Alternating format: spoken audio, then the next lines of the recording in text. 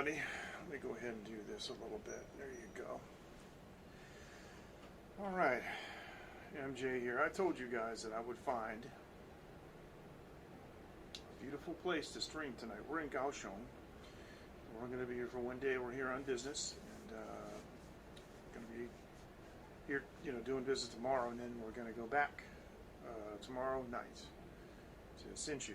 So this is beautiful Kaohsiung, and let me do this. I want to see how many folks are joining here. Okay, good. I want to say welcome on Twitch and also on YouTube. We are broadcasting kind of generically on Twitter Live. I mean, there isn't much point. Can't see the comments, so if you want to comment, either go to Twitch or go to YouTube. But if you're on Twitter Live, you're out of luck because it's just how it is. Twitter doesn't care. Mike, how you doing? Fist bump to you. Good to see you. I know I'm usually not on Friday, but hey. Kind of unusual circumstances here tonight. I was going to wait for a few minutes. Hear that noise? That's the chingwei. That is the light rail. Oh, you can open the other door. Okay, either way, come on out. Yeah, Phoenix is here. Can you come around back? Why don't you sit on my lap? Come on. Phoenix wants to say hi. Phoenix and I haven't done a live stream together in a long time, so there she is. Just come around this way, Pumpkin. Sit on my lap. This is my 9-year-old daughter. And can you make it? And if you sit down here, you're probably going to be taller than me even. So there you go. Yeah, there you go. Yeah, that's my little Pumpkin. So all right, be careful now. She's all. It's like almost 11 o'clock, and she's hyperactive and rambunctious and everything. But she wants to come out and join us. What do you think of this place, huh? Good. Isn't it beautiful? Uh-huh. Did you see the ship over there? Yeah. Gert, how you doing? Fist bump to you. Nice to have you with us. I usually don't broadcast 2 nights in a row, but as I said last night, I'm going to be down in Kaohsiung. And Phoenix, this gentleman here is from Whiskey Lover Society, okay? And we were talking about that the other day, and how he does whiskey reviews, and they're really cool. So you guys follow him, okay? And he's got it's a new channel, but it's rapidly expanding. I know he's well over 200 now, so that's great. You're going to surpass me in another week, and as well. And watch out! Don't kick that. Don't kick that. What I should do is I should stand up and show people where we are, because the scenery is absolutely beautiful. Now, okay, Josh, you put this down here like this, right? Let me. The city behind me. And what I'm going to do is turn around, and I got to do this. Whoops, sorry, I got to do this and do this. Kaohsiung is an absolutely beautiful city, and that's what it looks like there.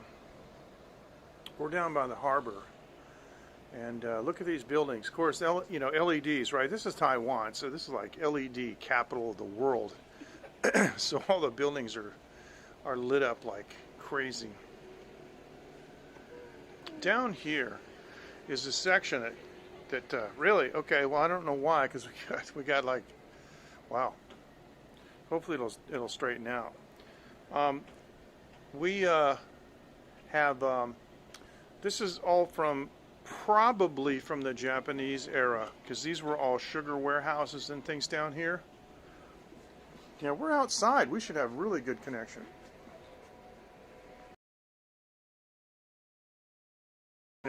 She does have a good complexion. She's got nice skin. This is the the canal that leads out into the main harbor, the shipping area. Kaohsiung is a huge shipping port. Lots of container ships here. That's a Taiwan Coast Guard ship, and let's see, it's really cool because it's a catamaran. See that? Yeah, it's a catamaran, so it's probably really, really fast. And it actually might, the more I look at it, because I'm not up close to it, it kind of does more look like a tri-hull. Either way, that means it's fast and stable, And right around the corner is a beautiful little bridge. It's an interesting covered bridge. This is right on the very extreme of of the hotel building. Now we're on the 6th floor, and the balcony, like all the rest of the balconies here in Taiwan, this balcony is made out of glass. You can see it with stainless steel. Yeah. So, really a beautiful place, and I could just sit here and, you know. So, I'd like another signal report, because hopefully the signal is straightened out. I don't know why, but sometimes there's a handoff with the between the tower sites, and who knows. I mean, it's a wonder this technology even works at all. But there it is. I'm using the OM4. Thank you. I'm using the OM4 DJI OM4 gimbal. So hope we didn't lose any viewers, because we you know, had such a crappy signal. Now, again, this is the balcony, and you can see the balcony next door. It's got a nice kind of a wavy look to it. Okay, it says it's now telling me I got to. This is. Okay, I'm going to set this here and check something. This is crazy.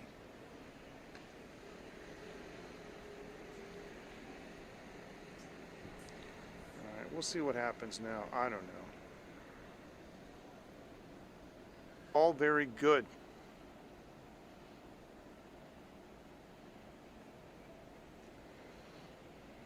All right, there's one thing I can do. I know what I can do. All right, hang on a second. I'm going to do this. Hold on.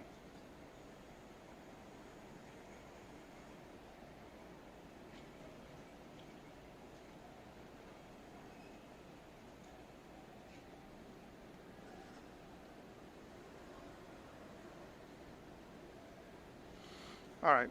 Anyway, I don't know what else I can do. I'm going to go back and have a seat. But these buildings are really...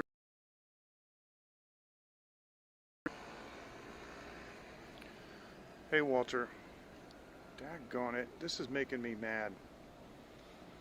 All right, hold on. I'm going to do this. Hold on. We're going to do something here.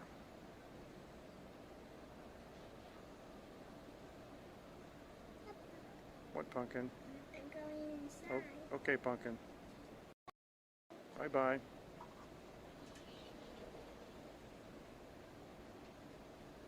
That. It is 720p. Okay, let's try that. Sometimes, so I always use a VPN, and sometimes the VPN can bog things down. So let's see what happens. I'm just going to let it sit here and fill in, and then yeah, VPN is shut down. Now these are the warehouses down here. I keep thinking this would make a great studio area down here. Yeah, I'm at City Suites. How you doing, Walter? I've been enjoying your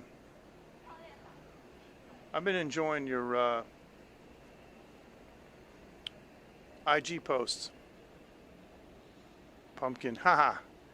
Well, I call her Punkin, P-U-N-K-I-N. It's like almost the same word, but yeah, that's something that my dad used to call us kids when I was a kid, so I always called it. Looks like 144, yeah. Oh, YouTube is cruel. YouTube can be a cruel master. Sorry about that. All right, so this is as good as I can get. I'm in the middle of Kaohsiung City. I mean, I got like probably the best connection I could get in high-tech Taiwan, and I'm on the 6th floor of the building outdoors. If it's not working now, I'm going to go inside and finish my beer, because I don't know what the heck's going on. Toshi, how you doing? Ni hao. I'm in Kaohsiung right now, as you can see, obviously, from the description. So, yeah, it's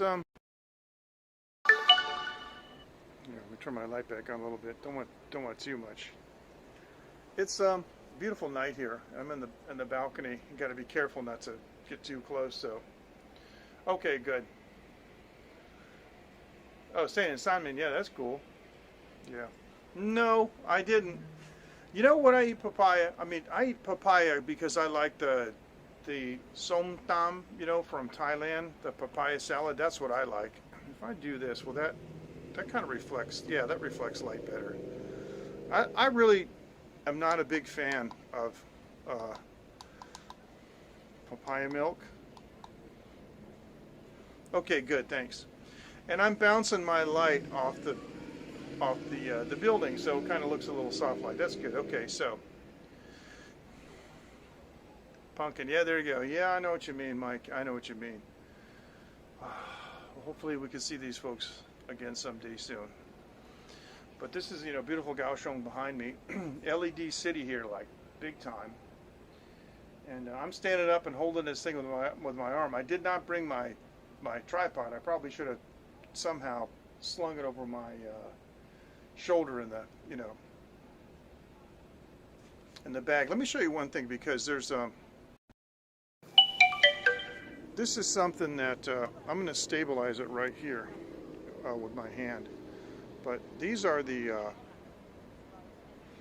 those are the cranes that offload the containers at the container yard down there. They're all over there. No, I'm on the coast. I'm down here by the banana wharf. Yeah, let me see if I can just do that. I get a little bit better. Yeah. Now down there, you see a bunch of guys with a bunch of people riding electric bikes. Yeah, that's a fantastic area, isn't it, Walter? Yeah, you know your way around Kaohsiung. And the thing is I might end up coming down here, and I have to be able to find a building that I can put my studio in, or a big enough house, that I can build a studio in, like I did in Hsinchu. But yeah, these places down here are so iconic. I'd rather show this than myself. And I was just coming on to see what you guys were up to. But one thing I didn't do is I have a lanyard on this gimbal, which I slip my hand through in case I do something really dumb and bang it and drop it. So I better put my hand through this thing. Give me a second there. There you go. So if I drop it, then I don't have to worry about it. That's good, Mike, because the deal, right, is years ago people were complaining because of those really, really super bright blue lights. Remember those? And they were ridiculous. But traffic lights here are just a suggestion. They are. They absolutely are. There's no way that those things are real. Yeah, it's a lot different. The same thing happened too around Hsinchu, if you're familiar with the high-speed rail area. Bending down, picking up my beer. If you're familiar with the high-speed rail area, that was farmland way back when. One of my friends is a landowner down by the Hsinchu high-speed rail, and he's got a gold mine, but he won't let it go. But it's just how it is. There's another ship down over there. Usually there's ships all up and down here. There's of course, the Coast Guard ship, but over there in the background is another one right there. Of course, it's all digital zoom. Yes, it is. Well, the mobile phone is in the clamp, and the clamp is magnetically, clamped onto the gimbal, but it could be knocked off. Actually, there was an add-on that you could buy for these that puts a lanyard on the magnetic clamp. So if you happen to knock it off by mistake, I've never knocked it off except the time I was riding on my bike and it broke the clamp on my bike and dropped off. That's the only time that the magnetic clamp has come off. Now let me zoom in on these guys right here. These are really interesting buildings, and the shape of them is just, look at that. That's crazy. Understand, I could never handhold it this steady. This is not, believe me, this is not me. This is the this is the gimbal, and I got the controls for the gimbal to be able to, So what that says there, and in Chinese, okay, on the left-hand side it says peace. Because what they do sometimes is they'll write Chinese words in the lights in the building. So it says peace on the left, and on the right, oh, by the way, that's the, hang on, that's the Qingwei, that is the light rail. And I know I'm zoomed out, it's a little pixelated, but that's the new light rail system here, and it's beautiful. Actually, this, you know what, Gert, this gimbal, right, the OM4, it's only about like about 120 bucks. It's really not that bad, because I had another one. I had the Xeon. The Xeon was 300 bucks. The Smooth 3 that I got about 3 years ago. I've had 3 different gimbals, and they all have their place. But I'm going to back out a little bit because it's a little bit too sorry, it's a little bit too pixelated here. Okay, so there we go. But all right, there you go. Now you can see what's going on. And yeah, the light rail is really cool. Now what I was trying to tell you about this is it says peace on the left, but on the right hand side we don't really have this phrase in English. Jiao means to add oil, but it means to, like, we would say kind of like throw fuel on the fire, but it just means to, you know, like go. And in Japanese it would say gambate, I think, if you know what that is. So I'm not familiar with the RSC, Gert, but I'll tell you what I was looking at was that little pocket, that Pocket 4 or a Pocket 2, because I'm thinking about getting into more like pre-recorded videos, because I have been doing live streaming for a long time. Of course, my live streaming career goes back to the 90s on the PC when I used to live stream recording sessions, but on mobile, you know, from like 2015, I haven't done a whole lot of edited videos. I don't really do much of those, and I was thinking that if I had the Pocket, you know, it's the Pocket gimbal. It's really cute, really small, and you can just literally stick it in your pocket, just pull it out when you need it. Because the thing about the gimbal, sometimes I was like, oh, I'd like to shoot that, but oh crap, I don't want to set my phone up and balance it. I don't want to have to carry the gimbal around and everybody's looking at me, and if I have it sticking on my pocket like a body cam, nobody would notice it. Over there is kind of an interesting little sculpture. Let me see if I can zoom in. It's right in front of the ship. It's kind of looks like some trumpets. I don't know what it is, but it's definitely an art thing.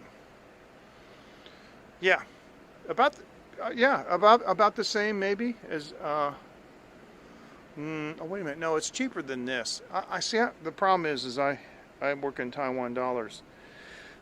The OM4 that I bought was 3,999 NT dollars, and the Pocket 2 is 11,000. So it's, you know, several times. Well, Mike, thanks. You're too kind, and you always give me high compliments like I'm some kind of a scholar or something, but I'm not. I'm just just a guy from Boston who fell into it. So lived in New Hampshire the last 5 years of my life in the States. It is. You haven't been here for 15 years? Wow. The first time I visited Kaohsiung was in 2002, and I was meeting my wife. This is before we were married. I was meeting her somewhere. Not 2002, Scott. I'm sorry, 2004. Excuse me. And I remember I was sitting like at a cafe. They just turned the lights out. See, it's amazing. We got to see it. I'm so glad we got to see it. That was good timing. They turned out the lights. Excuse me. And we almost, well, I'm just glad we were here before, because we're only like 20 minutes ago we started broadcasting, so it could have been a lot different. Anyway, I was meeting my wife, and I was sitting at a cafe, and my eyes were burning.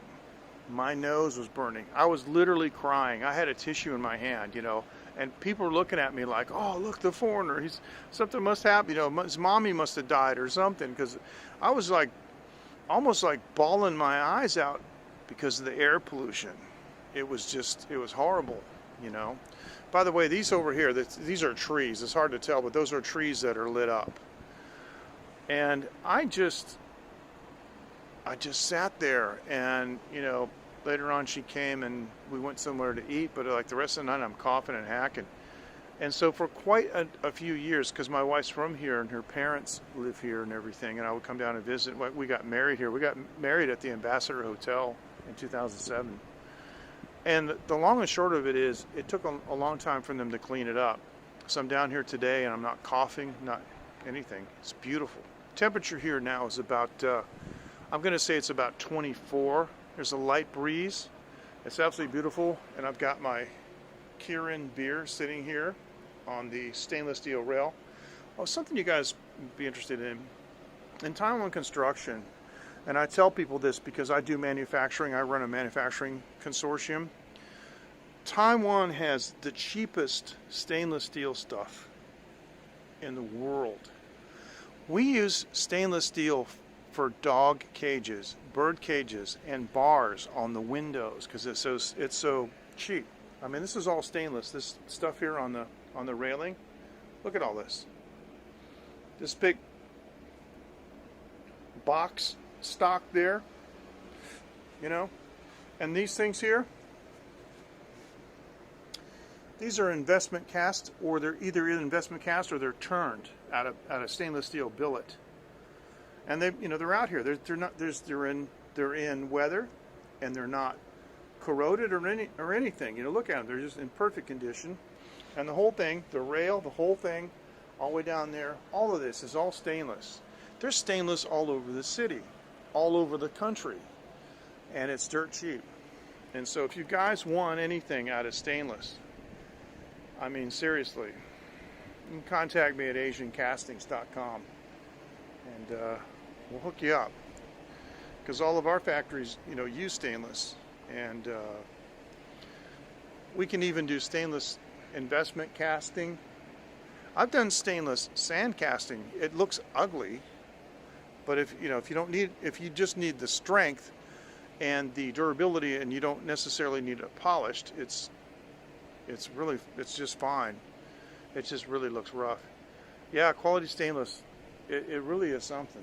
I've never seen anything like it. When I first went to Taiwan and I was checking things out, and I saw somebody who had a dog in a stainless steel cage. I was like, man, what kind of prosperity is there here in this place? And the answer is a lot, because those trumpet things that I showed you a few minutes ago that are out there, that's stainless. Yeah. Now you see the Coast Guard ship, the lights are out. Yeah, the more I look at that, that's a tri-hull. It says on it, it's pretty cool, you can't really see it. Let me see if I can show you this. Because one of the things that we have a problem with in Taiwan is identity. All right, let me do this, because you can see that in between those little trumpets, it actually says Taiwan. Then underneath it says ROC, Coast Guard. Of course, ROC is the Republic of China. It's the Republic of China government in exile, basically, on the island of Taiwan, and there you go. So, but the fact that it says Taiwan, those are portholes underneath here, by the way. The fact that it says Taiwan is pretty interesting. Those are fairly recent additions. I have, only in the last 4 or 5 years have I seen official use of the word Taiwan instead of ROC. And the other thing that they do here a lot is they call a lot of things here China, like China Post and stuff, and it's very confusing, like China Airlines. And that came out recently because Taiwan had donated medical supplies to a number of countries around the world, and they used China Airlines, which is a Taiwan company. And people were saying that China donated the medical supplies, but it was Taiwan. And so some of the people were refusing them because of the, the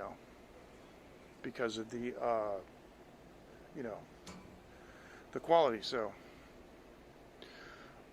Nope. Rainwater obviously is condensation from water vapor, and so it would be distilled. But that's not to say, I'm going to sit down. That's not to say, though, this is interesting, that there is no salt content in the air, perhaps, because it whips it up from the sea. But the truth is the condensate from the sky is all fresh water. So what are you saying, Walter? I just want to make sure I see this. Yeah, that's right. That's right.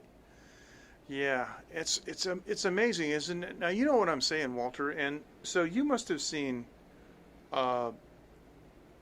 numerous examples of stainless steel being used here that just kind of flabbergasted you, right? Like when you first saw it, you're like, holy cow, that must be really expensive. And I don't know why it's cheap here. Because when I was in the States and I would try to get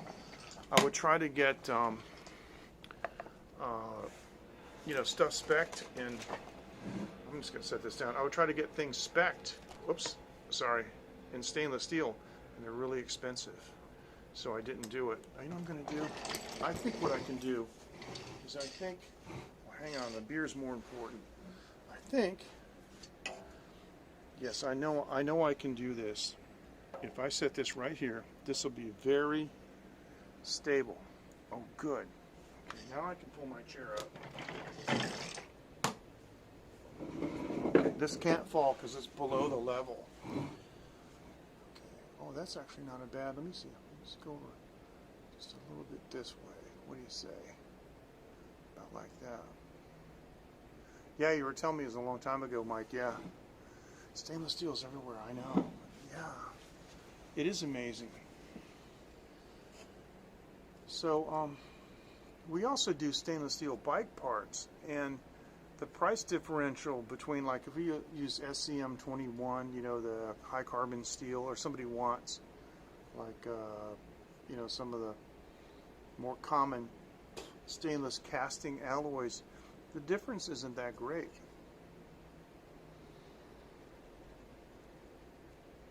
You'd expect it to be almost double, but we're talking on the order of like maybe 15% difference. I can just do a slow pan like this.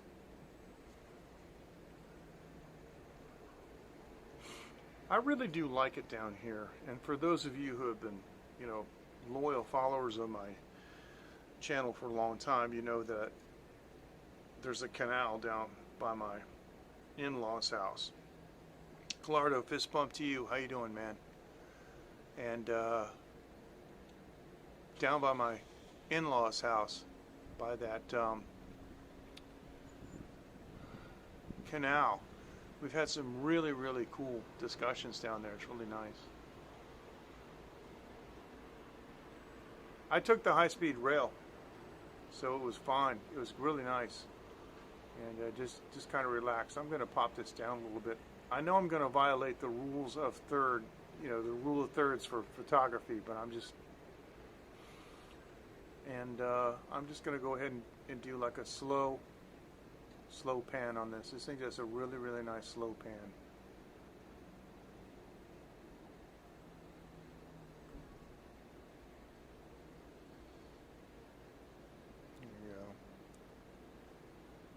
Yeah. I like these little buildings down there in the bottom. I keep thinking, of course, every time I look at a place, I'm like, wow, would that make a cool studio? That'd make a cool studio. So, Gallardo, what's going on with you, man? Oh, you know what I want to do? Before I do anything else, let me do this. Because I believe that everybody should be a moderator. And I didn't do this because I trust all you guys, and sometimes, every once in a while, I get a troll, not too, not too often, but I get a troll, and you guys just take care of them, It's great, I don't have to do anything. I remember one time somebody was giving me some crap, and I just sat back and I said, you better watch it. and it's like, you're gonna get it. Sure enough. So, all right, go this way some more, and we're gonna show the skyline.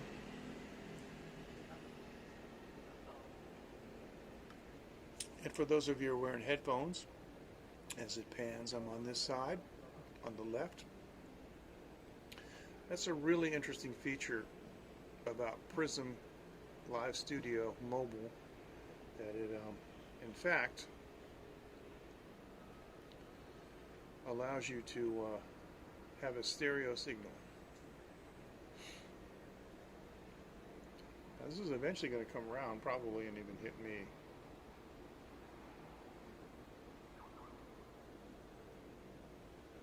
Yeah, I better do this. 2 presses on the trigger, and it resets the gimbal back to 0. Yeah, those bots on Periscope were really bad, weren't they? They're pretty bad. I'm going to be honest with you. I do not miss Periscope. I miss the functionality of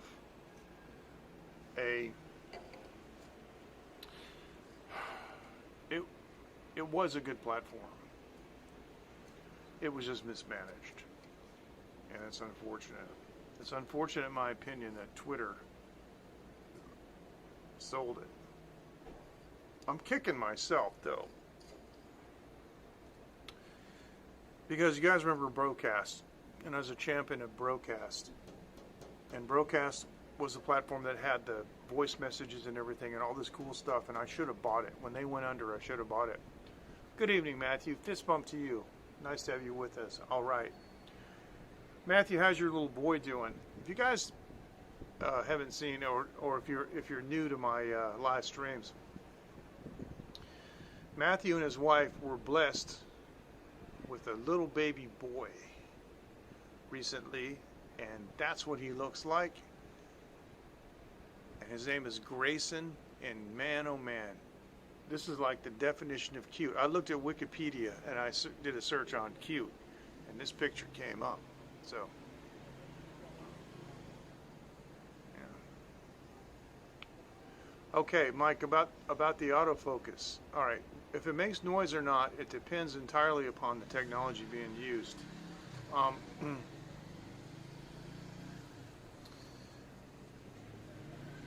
I have Nikon cameras, Nikon, and my Nikon native lens has some kind of a whisper. Yeah, it really is super cute, isn't he? It has, like, I forget what they call it, whisper something or something like that. Anyway, the motor's very quiet. Of course, the theory is, unless you're shooting video, if you're shooting still photos, it doesn't matter if it makes noise. But I have an aftermarket Sigma lens with optical stabilization, and it does a thing like a click, like it's kind of annoying, like a, or because it's more like a sounds. I know I'm making sound effects here. It's stupid, but every like 4 seconds is, and I don't mind it if I'm shooting still photos. But that's the optical stabilization. The autofocus is very quick, almost instantaneous, and it's virtually silent, but it's not completely silent, which makes DSLRs problematic for movie shooting, which is why everybody now is shooting feature films on iPhones. There was an absolutely fantastic Taiwanese movie, and I went to see it a couple of months ago. My wife, gosh, what's the name of it? Think Before You Sing, I think the name of it is. It was unbelievable, and it featured Aboriginal people and Aboriginal culture and languages and food. It was fantastic, but it's shot entirely on iPhones. So these days, I'll tell you what, you put 4 or 5 cinematographers with the latest iPhone, an anamorphic lens, and a hot gimbal, and you can get all kinds of footage that you would never get. I mean, otherwise you'd have to get like a Blackmagic Red 4K or something and spend all this money. All these mobile phones shoot 4K, and some of them shoot 8K. That's ridiculous. That's ridiculous. You shoot a day's worth of stuff and you offload it, and then then your storage is free, it's freed up and stuff.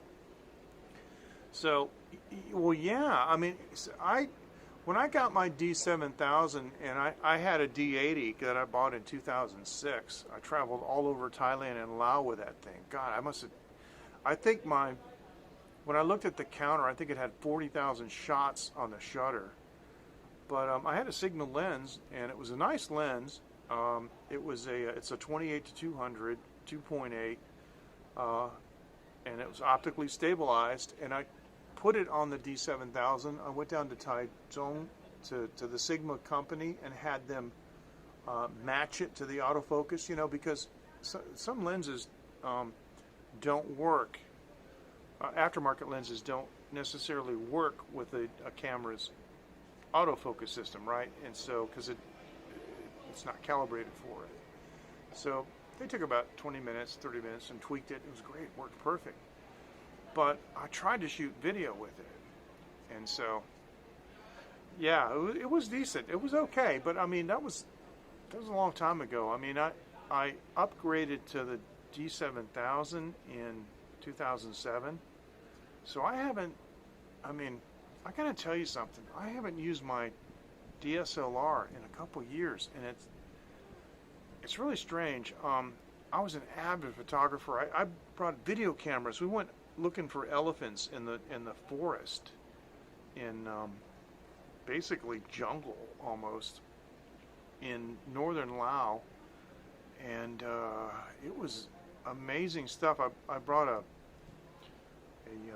Panasonic camera with a digital video camera, 20x optical zoom and stuff, and stabilization and things. I was taking all this stuff in the field, and these days I just take my phone, and the stuff I'm getting on my phone is just as good. It's even cleaner, and it's just bizarre. It's even with my gimbal, it's even more stabilized. I'm like, what is going on? I used to carry, I had like a backpack, just a camera gear.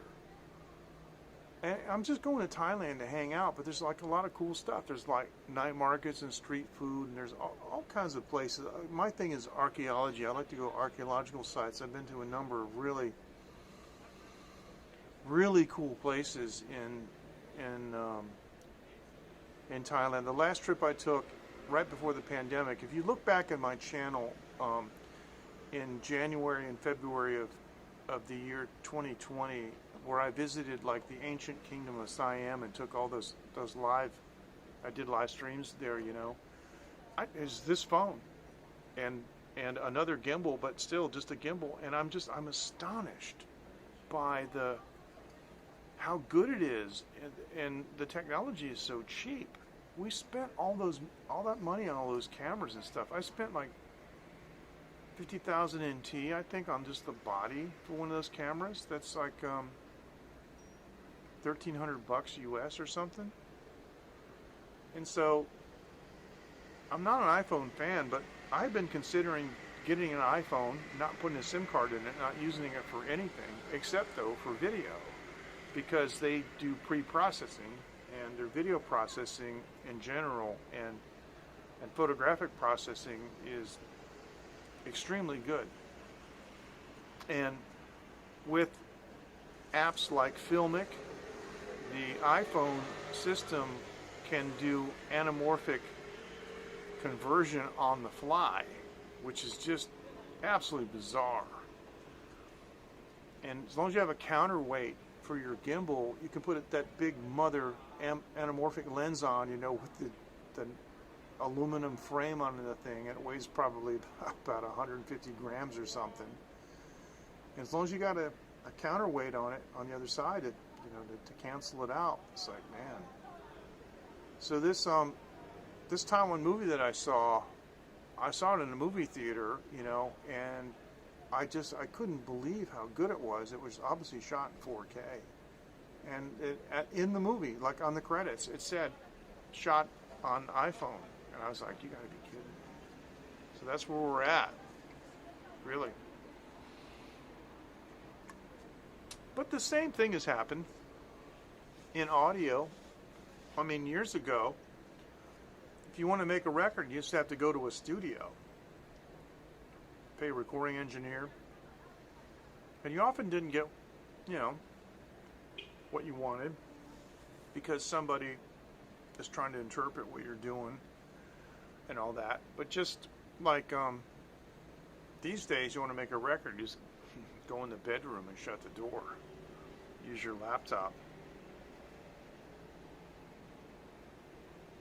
Well, they're a little bit behind. They should have had the USB-C a long time ago. And don't get me started. But now you can mention your favorite channels. Like I mentioned the Whiskey Lover Society, right? Come on. That's what we do here. And last night we were talking about Sabbatical and some others. There's a lot of them. I sometimes watch Kevin Samuels because he's very entertaining. But I'll check that out, Mike. Thanks. The iPhone, I got to tell you, they came out in 2007. They invented it, but then they failed to develop it. Samsung developed it and drove the industry. Samsung came out with a huge screen. Remember that? They made the Samsung Galaxy Note, and Steve Jobs and them were saying, "Nah, that's too big. You don't need that screen." And users are going, "Yeah, we want that screen." And they basically were forced to make the screen bigger, the display bigger, because of the innovations that other people were doing. And I see this a lot, where somebody will come up with an idea, but then they don't develop it, and then the next generation doesn't come along like it should. I mean, USB-C should, my little light that I got here, my headphones, my earbuds, everything I can think of, my little fan or something. It's all USB-C, man. So the iPhone is just getting USB-C now. Well, hello, and they like these proprietary things, and I'm not a big fan of proprietary stuff. It always costs more, and often it doesn't work as well because for some reason open source things just seem to work better, just my opinion. But I don't know. I've got an iPhone 5S that a friend of mine gave to me. I traded him something for it because I just wanted to see what it would do. And of course that's a really, really old one. And it always bothered me how there's so much real estate. They got the big bezel on the top and the thing at the bottom with that huge round button. That huge round button used to bug me. Like, how big is that thing? And it doesn't do anything. It just takes you back to home. And the thing I didn't like about it was there wasn't any way in those days, it wasn't like a back button and stuff, and every app is different. You look for the back button, it's on the top of the left, it's on the top of the right, it's on the bottom somewhere or something. And it used to bug me. There wasn't any uniformity of it. This phone I have now is a Xiaomi.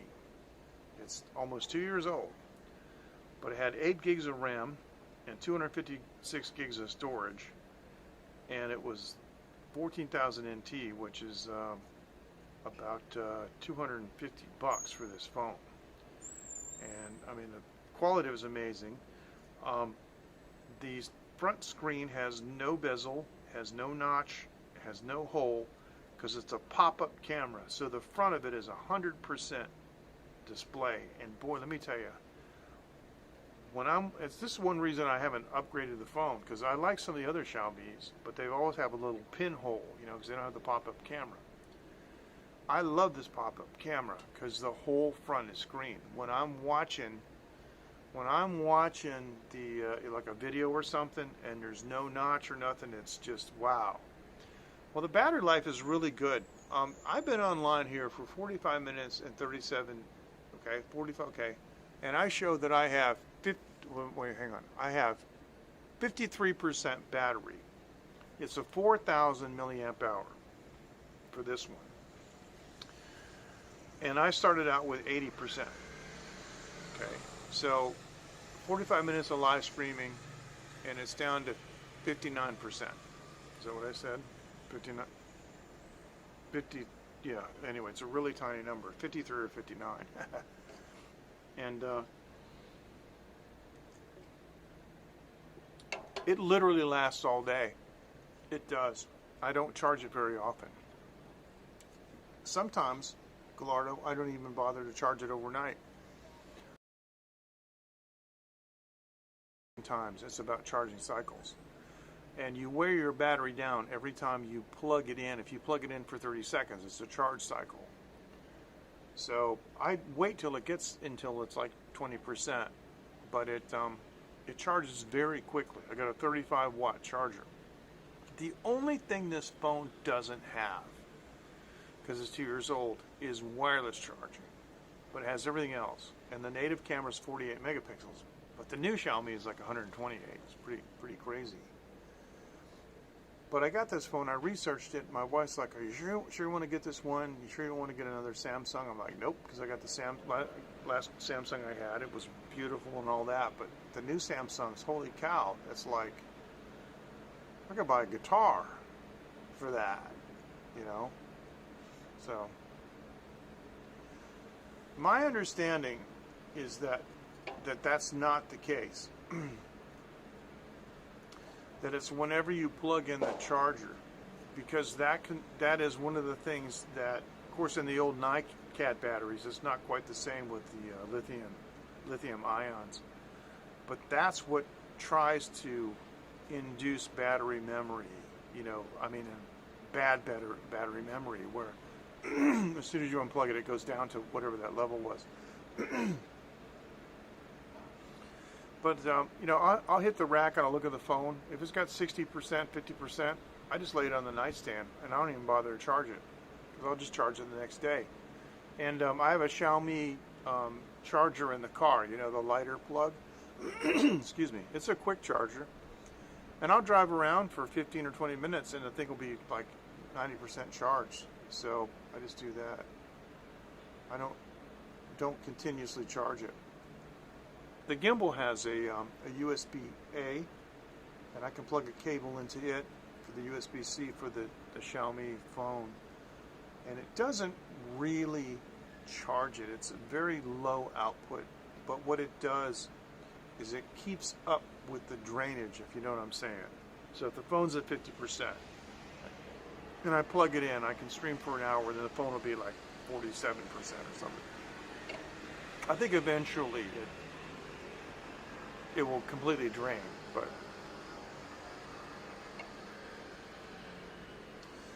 it's better to let it drain down to like 20% and then charge it, rather than top it off. It's the topping off really that counts as charging cycles, and when you keep topping it off, you know what I'm saying? So yeah, anyway, that's what I do. I got a Braun razor. Quit using it. I bought it like 10 years ago.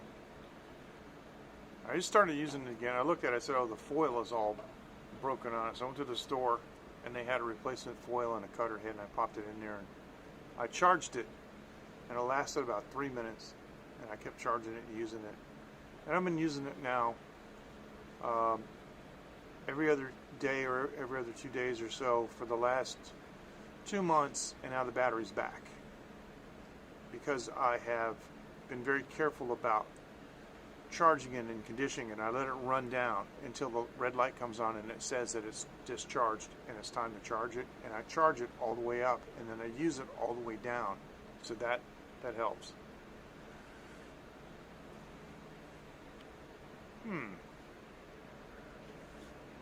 Yeah, that's interesting. And I heard that if you have an iOS device, right, phone or tablet, and yeah, I had a Walsh. Remember back when I had a beard? That was a nice rig. As long as you don't upgrade the OS, you know, they keep coming out with the OS upgrades, because the OS upgrades are more taxing on the processor, and eventually, like with my 5S, I just use it for playing around, for experiments, right? And I noticed that the last time that it asked me to update, I updated it and it got really, really slow. And I read about some comments from iPhone users, and they said stop upgrading your 5S. Just when it asks you, just tell it no, and that's what I did after that. So, well, modern chargers will charge the battery. Like they'll use a fast charging cycle, and then once they have filled the battery to capacity, then they go into trickle mode.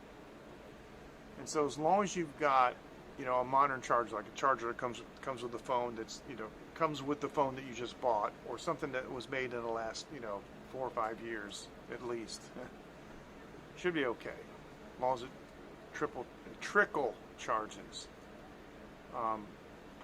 In the old days, the chargers didn't do the trickle charge. They were just kept, like full blast, and it's full current, and it's not good. But it's okay to plug your phone in. People tell you to, don't do that stuff. But I mean, I'm not giving advice here, but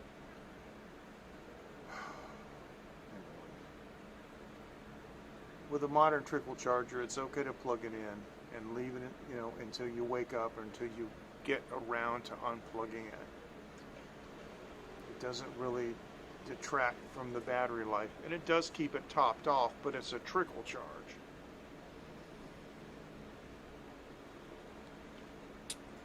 Let me do this. Show you the night sky.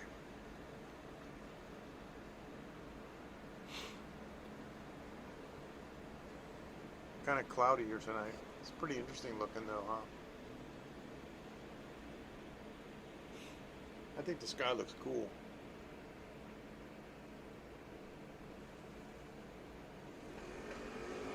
All right. Back down to the city.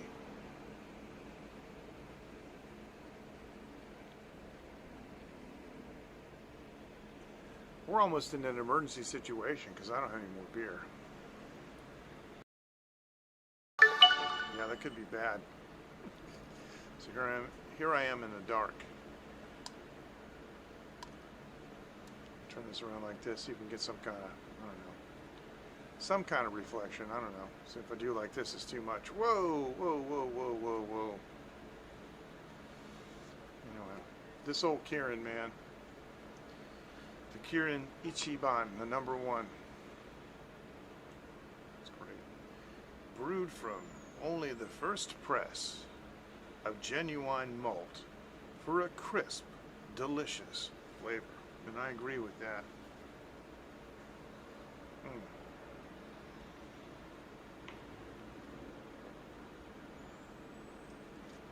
So if you guys, Mike, you were talking about different YouTubers, this reminds me of Steve Wallace, Camping with Steve. Steve Wallace, his YouTube channel is not called Camping with Steve, it's called Steve Wallace.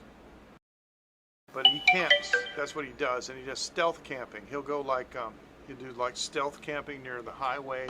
He went stealth camping like behind the police station. Yeah, you watch him, okay, so you know what I'm talking about, yeah. Yes, it's great. I mean, we all know who most of these people are.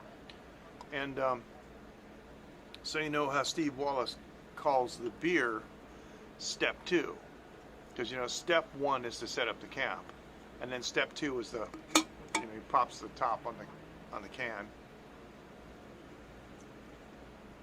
So I was just thinking about that step 2. Yeah, I was watching Camping with Steve today, and he did something really cool where he made the Quincy, where you do the snow pile and stuff. And I had old timers in New England telling me about a Quincy years ago, and one of the engineers I used to work with said that he went hunting and camping in the Finger Lakes in New York State, in that area, and they'd pull in there with their cars, and early in the morning they would get like 5 guys and snow shovels, and they would pound this mound of snow, like double their height, just really, really big pile of snow, and they would a mound, and they would like tamp it down a little bit with their with their shovels, with the back of the snow shovels. And they would go out hunting, and they would go ice fishing or whatever they wanted to do. And they would come back, and then with all those guys there, they had enough labor that they would hollow it out and make a quinzhee if it was actually solid enough. And that's the thing. It's actually better if you can leave it for a couple days. And what's really good is if it kind of maybe ices over or sleets over or snows on top of that again. But you got to go in and hollow it out. And there's some, I don't want to say controversy, but there's some differing opinions because like a quinzhee is different from an igloo. An igloo is where you cut the snow blocks out, and there are spaces between the blocks. Because some people don't like to insulate it so much, so the blocks are completely sealed because they want airflow. And if you got a quinzhee, I mean, you got to put a hole in it, not for a stove jack, but you got to put a hole in it. It's for ventilation. And some people say you don't want the whole inside iced up because if it ices up, then you don't get any airflow through it, or some people say you got to be careful the inside temperature or the thing gets mushy and it can collapse. And the more I think about it, I'm like, crap, man, sounds like it's too dangerous. But I always wanted to do that. I never got a chance to. I had this big backyard in New Hampshire with snow up to my waist. I guess I could have done that anytime I wanted to. I just didn't. I was too busy barbecuing. I'd run my wood smoker in the dead of winter in an absolutely perfect 100 degrees C temperature. Smoked my pork ribs for 4 hours with white oak, and that couldn't tell me nothing, man. I'd be out there with my dog and no shirt on, 10 o'clock in the morning on Saturday. It'd be about around maybe 5 degrees F below freezing, and no mosquitoes, no sweat, no nothing. And you can almost get a tan on a day like that, especially with the reflectivity of the snow. And I'd be out there drinking like Jack Daniel's cola or beer or something, and you just jam it in the snow, man.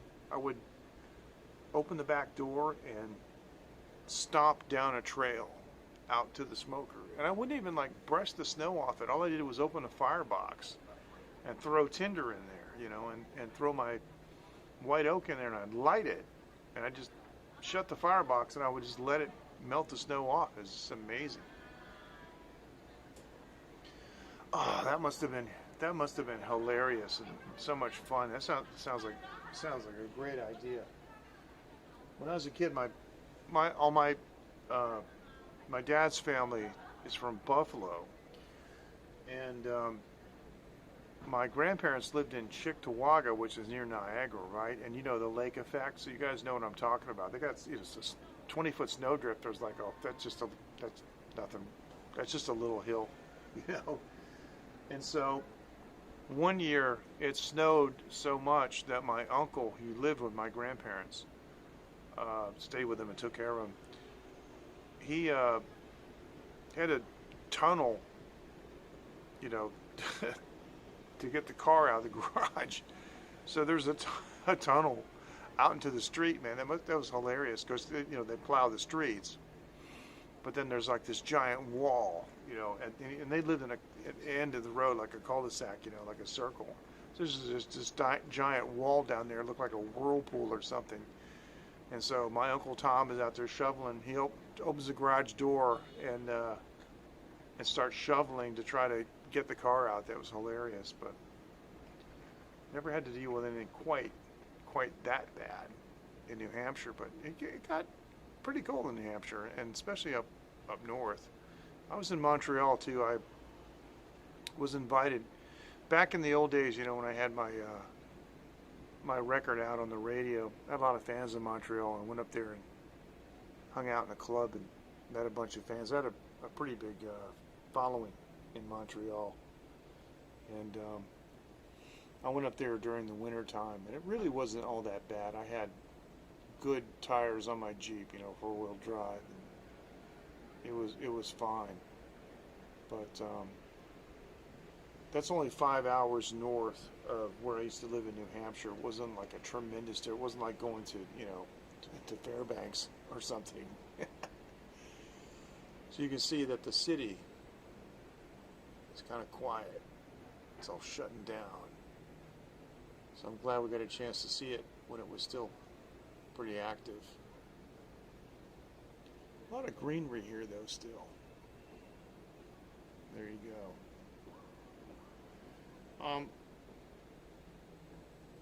This building down here, there's two buildings right there that are kind of like what's it right there? Kind of like they look like they're twins. I'm going to put them in the center.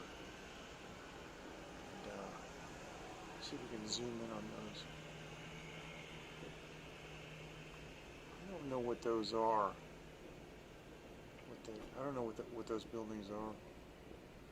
They look pretty cool.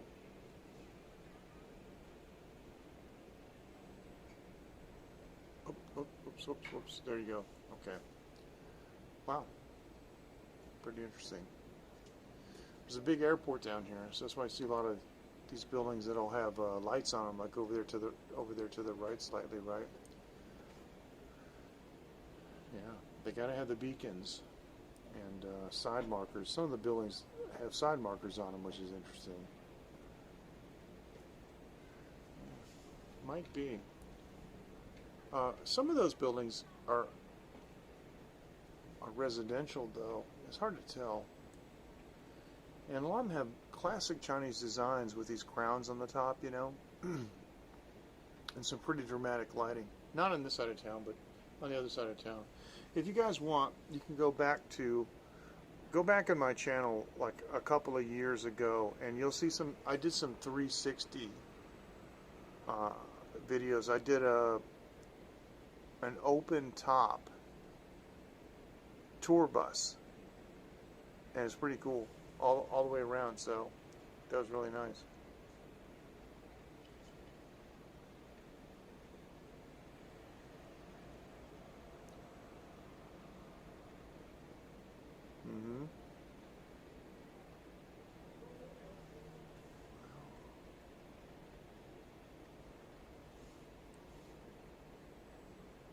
Well, I'm not sure what your question is. Okay, yeah, I know the Core i7 Surface Pro does have a fan. I've got an i5. I've got one of the simpler ones, and it's actually a great machine. It runs Reaper, which is pretty cool. The DAW. But yeah, they run without a fan. You're right about that. And as far as I know, there's no filter in it, but right to repair? I don't know, man.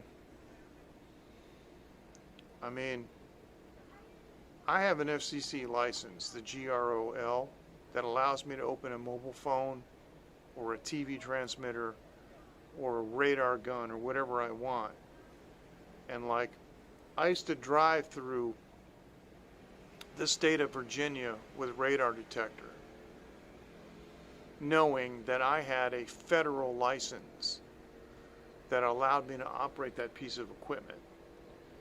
And the way I see it is if, I bought a Surface Pro or an iPhone or whatever, I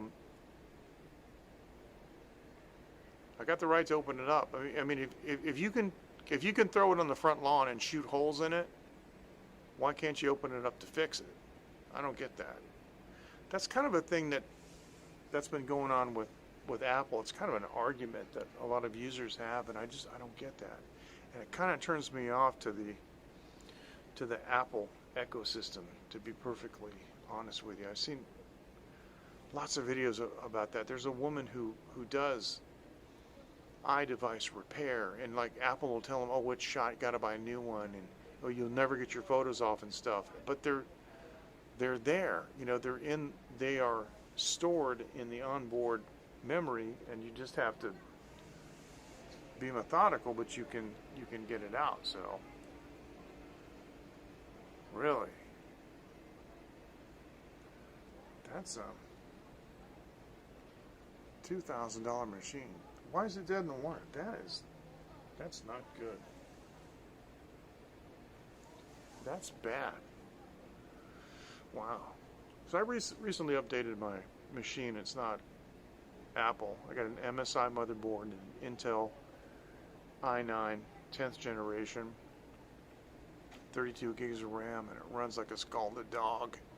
Thing cost me about $1,200. You know, it's got 3 fans in the front and 1 in the back, and the big old CPU cooler, because MSI is really good about a stock CPU cooler, and it's got a really big monster heatsink on it. It's really great. But man, oh man, if I had a $2,000 machine that was dead, I'd be kind of mad. Because I'll tell you what, I got 2 older laptops. They're both made by Asus. I got a 2008 17-inch notebook that was running Vista. And that thing was beautiful.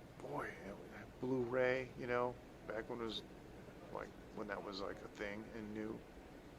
It still runs. I run Reaper on it sometimes. I've got another notebook, Asus, that came from like 2003. That thing runs too. I put Linux on it. I ran Linux on that thing until I got the other one in 2008. I ran into in 2008, you know, Linux was a lot different, and I was running into problems with not being able to find apps that did the things that I needed to do. It's a lot different now, but I don't think I'll ever go back to Linux, because in the studio I've got a really capable system on Windows 10. But I'm on the Windows Insider program, right, for the on the Surface Pro. So I'm running Windows 11 on the Surface Pro. Yeah, but you had to upgrade, and you had to buy the bigger storage capacity. You know, I used one of those Windows tweaks, and I just eliminated and removed OneDrive because I never used it. I prefer Google Drive, and I prefer Dropbox, but that's just me. Oh, all right. Here we go. It is 18 minutes after midnight. I think everybody's getting ready to drop off, and this is getting to be quite a long live stream, but I want to thank everybody. I'm gonna sign off. I'm gonna take a shower, use my Braun razor that's all charged up, shave my face, and I'll see you guys later. I'll be on the high-speed rail tomorrow. I don't think I'm gonna film anything from the high-speed rail, but we'll see. I'll see you guys later in the week. I got a lot of studio stuff to do, so it's pretty cool, pretty exciting, and these things going on with JTS. George and I are going to be planning some of the videos, so I'm going to keep all of you guys informed about all of that stuff. So you guys are all going to know what's going on, and yeah, it's great to see you too. Also, Glardo, thank you. So if you guys want to reach me, you can reach me at MJ at Taiwan Live TV, and follow us also on, check out livestreaming.technology. It's a lot of good stuff there, and rapidly developing platform for live streamers and content creators. Of course, you can reach me there too. So you guys take care, and we'll see you next time. And it's really great being on here. Love all you guys, and just want to show you down here in Kaohsiung. We're fortunate enough to be here tonight. We'll be going back again tomorrow. So you guys take care, and we'll see you next time. Thank you so much. Have a good night. Say 再见 and on. Bye bye.